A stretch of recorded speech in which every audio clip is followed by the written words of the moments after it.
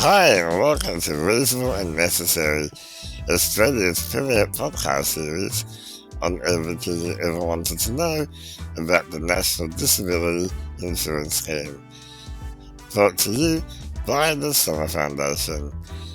I'm your host, Dr. George Talaforis, and in this episode of our special series on COVID-19, I speak with Deputy Chief Medical Officer Professor Michael Kidd about rapid antigen testing in the disability sector, vaccination when there's a substitute decision maker, and much more.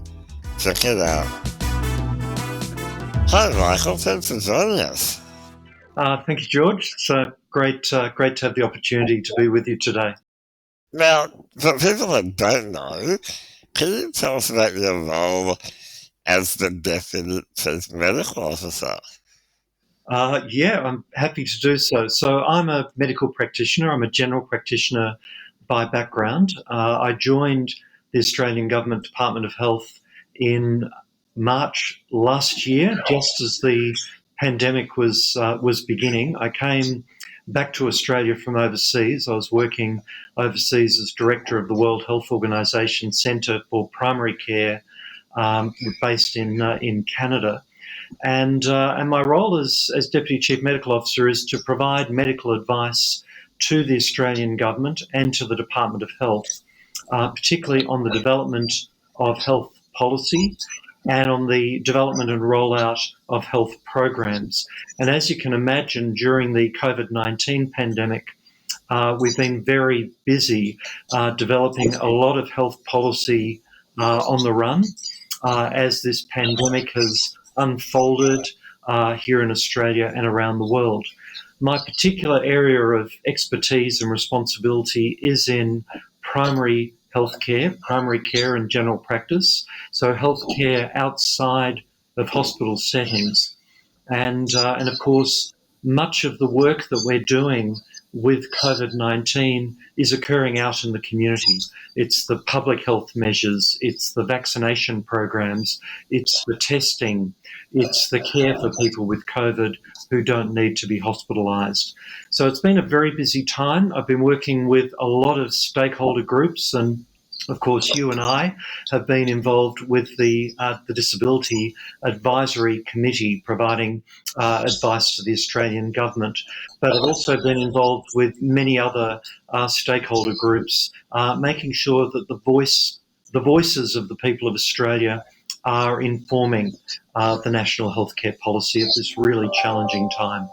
Yes, very important work. I, I, this particular series is about helping us all to understand what we need to do to live with COVID.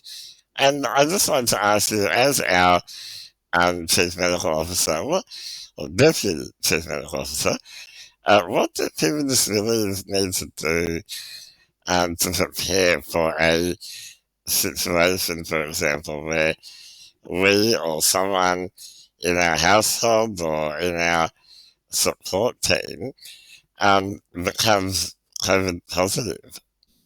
Yes, well, firstly, of course, we want to be preventing people from becoming infected with COVID. And much of the focus has been on vaccination and the importance of vaccination. And it's been really wonderful to see so many people across Australia turn up and get their first two doses of the COVID-19 vaccines. And of course, now we're starting booster programs for people as well. But it's not just vaccination, it's also all the other public health measures which have been in place, of course, since March of last year. It's the wearing of masks, it's the appropriate physical distancing, it's people, if they do get symptoms, staying home away from other people and going to get tested to reduce the likelihood of transmitting to other people. But we're also, of course, as you say, preparing to live with COVID-19 and accepting that as our borders open, both our internal borders between states and territories in Australia, but also our international borders, that there will be more transmission of COVID-19 occurring in Australia, which of course is what we've seen in so many other countries also around the world. Now, because the majority of our population are protected with vaccination from becoming seriously unwell if infected with COVID-19, now is a much safer time to be opening up our borders. We're not opening up quickly, we're opening up progressively over the weeks and months ahead. But if someone in your household does become infected with COVID-19, it's going to be very important to monitor that person's health to make sure they're not becoming seriously unwell. And hopefully people will be reaching out to their general practitioner. We will have a hotline available through Health Direct for people infected with COVID-19 to be able to talk regularly to a healthcare professional to get advice. And if people do become seriously unwell with symptoms of COVID-19, then to know when is it going to be time to call an ambulance, when is it going to be time to go to the hospital. At the same time, it's going to be important to try and prevent transmission of COVID-19 from the infected person in the home to other people in the home. So we have advice on how to reduce transmission within the home. And also one of the areas which we haven't been talking a lot about, but which I'm very concerned about, is the mental health impact of being infected with COVID-19. There are a lot of people who we know are very anxious about COVID-19, and if they do get infected, are going to be very worried about what does this mean. The vast majority of people infected with COVID-19, if they're double vaccinated, are only going to have mild symptoms, if they have any symptoms at all. But I expect that many people will still be anxious and wanting to reach out for advice. Oh, absolutely, and I think we need to look at this from a psychological element as well. I'm very aware of someone who hasn't really left the house much since the pandemic began. That there is a need to think about the impact of COVID on our mental health, and also if you do become positive, and how that affects you both physically and mentally. I'd like to turn to the issue of rapid antigen tests, which I find very exciting in a kind of nerdy kind of way. Can you talk to us about the role of these tests, particularly how you see their role playing out in the disability sector? Yes, it's a really important question, George. So most people will be used to the COVID-19 PCR tests. These are the tests which we've been having over the last 2 years, where you go somewhere, and usually a nurse will swab the back of your nose and the back of your throat, send that specimen away, and sometime between 12 hours, sometimes a couple of days, you'll get notified about your result. The rapid antigen tests, of course, provide a result almost straight away. And these are tests which you can do yourself at home. So there are now self-test kits which are available through chemists and through supermarkets, which people can purchase. But also there are test kits which are being done in a number of different healthcare settings, aged care settings, and in different industries, where people, before they go into a setting, can have a test done to see if they test positive or negative for COVID-19.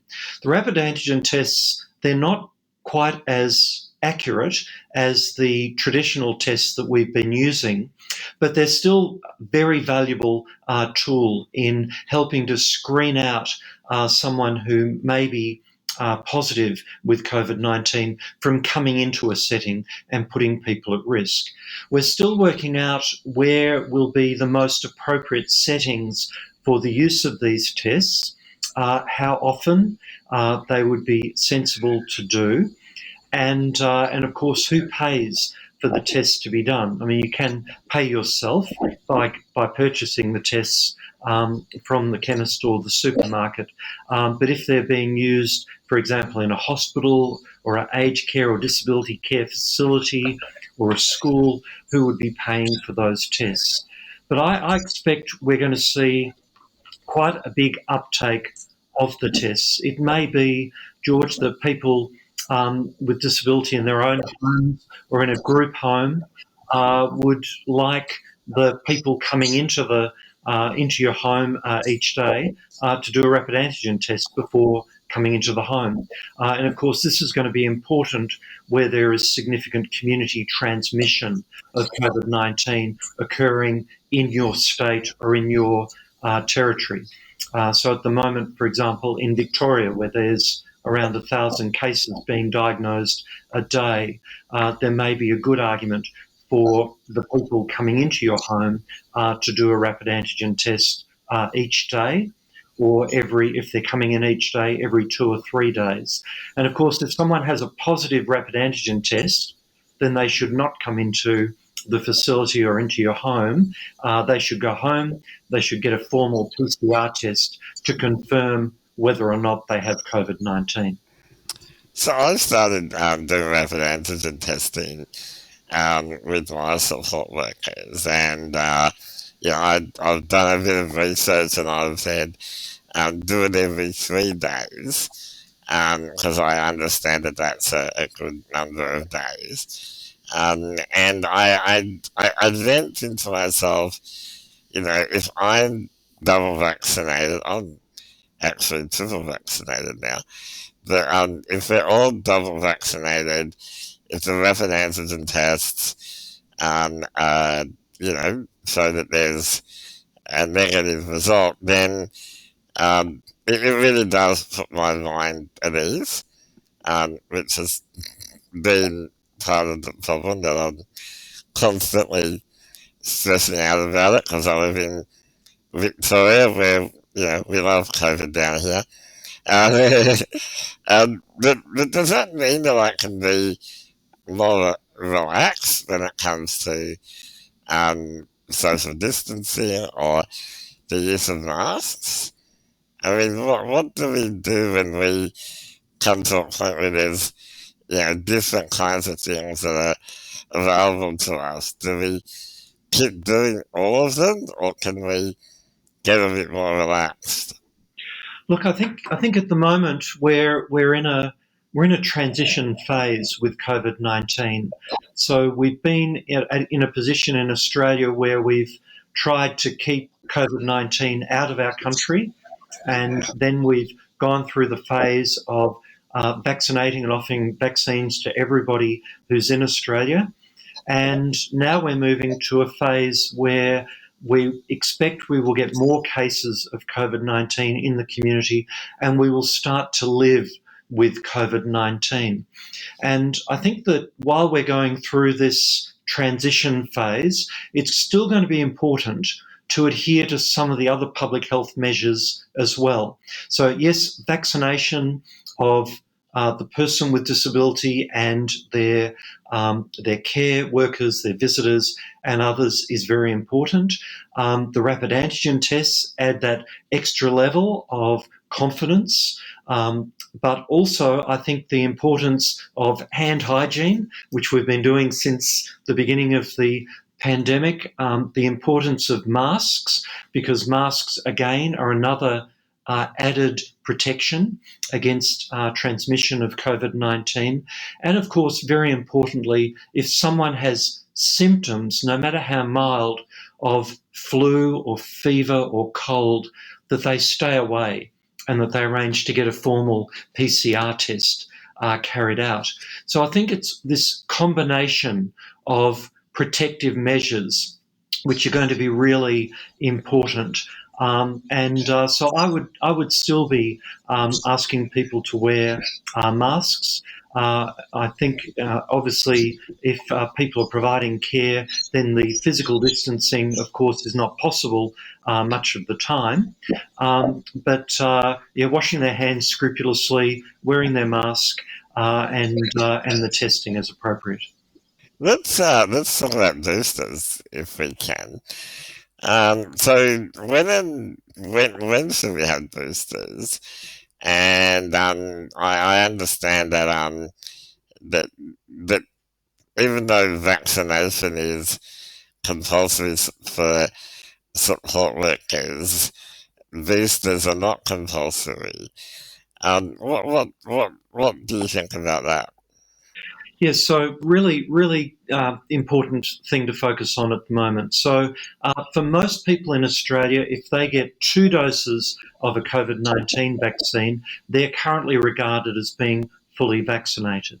For people who are immunocompromised, are taking immunosuppressive medicines, or have some other reason why their immunity may be reduced, these people, we are recommending a third dose now, and that's after the third dose, they'll be regarded as being fully immunised. However, we're also recommending booster doses 6 months after your second shot. And the booster doses are just going to help to lift the level of protection that people have. They give your immune system a boost, if you like, and they reduce the risk of, if you come in contact with someone with COVID 19, of you being infected and also being at risk of transmitting onto somebody else. Now, many people who get infected are not going to have any symptoms at all. That's what we call asymptomatic infection. So they may not even know they've got COVID 19, but they still may be able to transmit to others. So the booster dose, we're recommending at 6 months. Now, most people in Australia have only had their second or third shot within the last 6 months. So most people aren't yet ready for a booster. But as that 6 month point comes, then we're recommending that people get a booster dose. At the moment, there's no mandates for people to get a booster. What we're doing is we're following the research here in Australia, but also around the world, around the benefits of the booster doses. There are a couple of countries which are starting to look at mandating boosters. Israel is one country. Israel is a few months ahead of Australia when it comes to its vaccine rollout. So we're following very closely the research and the evidence to see whether there might be a case for mandating booster doses in some situations. At the moment, we don't have the evidence to support that, but we're keeping a very close eye on that. Of course, one of the things, George, which has been confusing during the COVID 19 pandemic is that our advice has changed over time as we've learned more and more about COVID 19. And so it may well be that the advice which we're presenting today changes as the evidence base changes over the months ahead. Yes, it certainly has been one of those things where we learn more and more as time goes on. And as someone who's had my booster, I'm encouraging other people to do the same. I felt very relieved when I had my booster. I felt like I was, had extra super immunity as a result of it. So I encourage others to do so. And I also, said to my support workers that, put in your diary, work out when your 6 months, is up and book it in because it's good for you and for the people around you that you work with. Professor, I'd like to ask you about a issue that concerns myself and other advocates greatly, and that's that there are people who have substitute decision makers who make decisions for them about their health. And for some people, their subsequent decision makers are deciding not to consent to vaccination. Are you aware of this issue? Yes, I am, and I'm like you, George. I'm very concerned where people are making decisions for other people that may be contrary to the best interests of that person. Clearly, there are legal and ethical and human rights issues here at play, but as a doctor, what I'd like to see happen here is, often there are reasons why someone won't consent to vaccination, and sometimes sitting down with a trusted GP or trusted nurse or talking to your local pharmacist can help to get to the core of why someone is not supporting vaccination and help them to address the concerns they might have and then reach the point where consent for vaccination is provided. I also think, obviously, this is a decision which people who may have decision-making authority need to be making in consultation with the person with disability. So I hope that those discussions are taking place as well. Yeah, I think it's very important, but I also think that as the deputy CMO, it's really valuable to hear from you about the importance of listening to the science, right? Yes, absolutely. And look, we know these vaccines are very effective at preventing people from becoming seriously unwell and at risk of losing their lives from COVID-19. And of course, we know also that many people who have chronic health conditions, which of course includes many people with disability, um, people are at increased risk of becoming seriously unwell. So we need to be doing everything we can to protect people from COVID-19.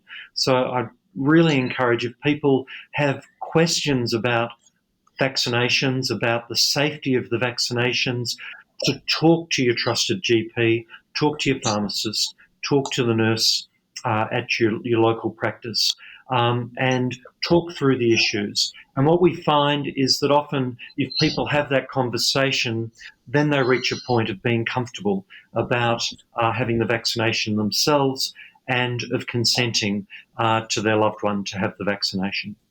Yeah, just one other aspect of this.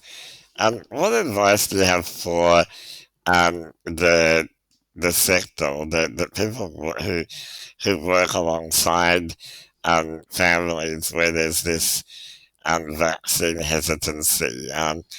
Because often I'm hearing of providers who are really, struggling to put that message forward.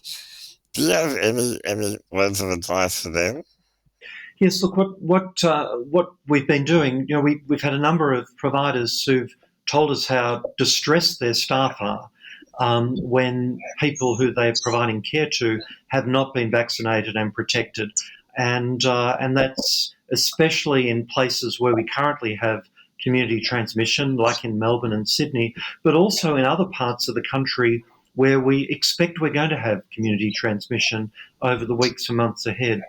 One of the things which providers have done is to have meetings, so family meetings where you bring in someone, the local general practitioner, local pharmacist, someone who's trusted by the members of the community to talk about vaccination and to address the questions that people might have. And often we've seen after these meetings where people have been able to air their concerns and to hear from a trusted healthcare professional that people have then consented, and we've been able to proceed with the vaccinations. Information sharing, communication, listening to trusted voices, these are all important ways of helping to address the concerns which people may have. Yeah, that's very important. Before we go, I want to ask you a bit of a question that's been on my mind lately. I've been in this situation where, having been in the pandemic in Victoria, where we've had mandated masks and a lot of community transmission. Do you think that in 12 months' time that we're going to be back to a relatively normal life? What do you predict for the next 12 months? For the next 12 months. So obviously, over the next 12 months, we still have about 15 to 20% of the population aged 12 and above who haven't yet been vaccinated.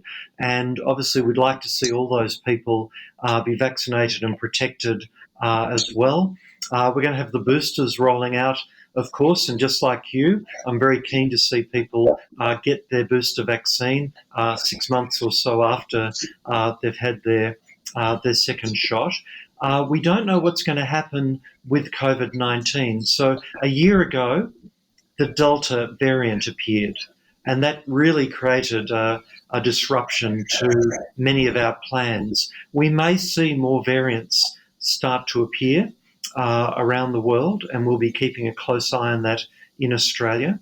I'm worried about next winter in Australia. I think it's going to be very important that we have a strong campaign to get people immunised against influenza next April and May, because we might have a serious influenza outbreak next winter. We haven't had influenza for the last 2 winters in Australia, but with things opening up around the world and in Australia, that could be a risk as well. So I think that I'm going to still be busy in my job over the next 12 months because we're still going to have lots of public health challenges. Our knowledge is going to continue to grow around COVID-19. And of course, we're going to have people who do get infected with COVID-19 in Australia and become seriously unwell. So our healthcare system is going to be under some pressure over that time. At the same time, we know that we're going to have people presenting with mental health problems and concerns related to the disruption in our lives over the last 2 years. And we have some catch-up to do, because there's lots of people who have not been able to have investigations, operations, appointments with their dentist, with their specialist doctor, and with others. So there's going to be a real catch-up in our healthcare services over the next 12 months. So it's going to be a busy time, George. And I think that the work that we've been doing with the Disability Advisory Committee, that's going to be really important, as well as new issues emerge and making sure that the policy being developed by the Australian government is taking heed of the voices of people with disability and making sure that nobody is missing out on the public health measures in our country. Absolutely vital that happens. Professor Michael Kidd, Deputy Chief Medical Officer, thank you for joining us. Thank you, George, and thank you for the great work that you've been doing. Thank you for your advocacy, and thank you to all your listeners for their active involvement as well. Thank you. Thank you. That's all we have time for on today's episode of Reasonable and Necessary, brought to you by the Summer Foundation. To be notified of future episodes, don't forget to hit the subscribe button and the notification bell. Thanks for watching, and until next time, stay well and reasonable.